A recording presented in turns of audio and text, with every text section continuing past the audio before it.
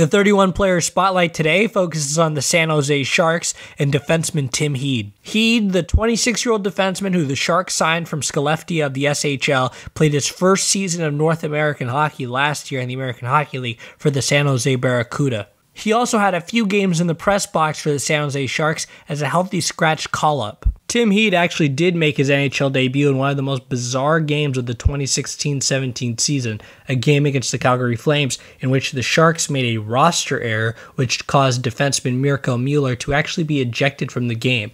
Tim Heed actually played 16 minutes of that game. Heed was an effective two-way defenseman in the American Hockey League last season for the Barracuda, who pushed for a Western Conference playoff run where they were eventually defeated by the Grand Rapids Griffins in the conference final. Heed's game is practically NHL ready, but the problem lies with the Sharks overall as a team. San Jose has 6 defensemen under one-way contracts, that being Marc-Edouard Vlasic, Paul Martin, Brent Burns, Justin Braun, Brendan Dillon, and Dylan DeMello.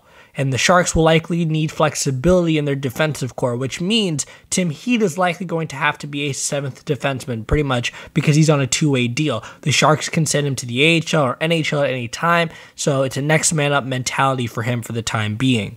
At a certain point, the Sharks are going to have to pull the trigger on Tim Heed in the NHL. He's a solid two-way defenseman that's pretty much NHL ready at this point. Overall, though, I think this season won't be that season for Heed. I think he's going to get cups of coffee in the NHL overall. He's going to get some games.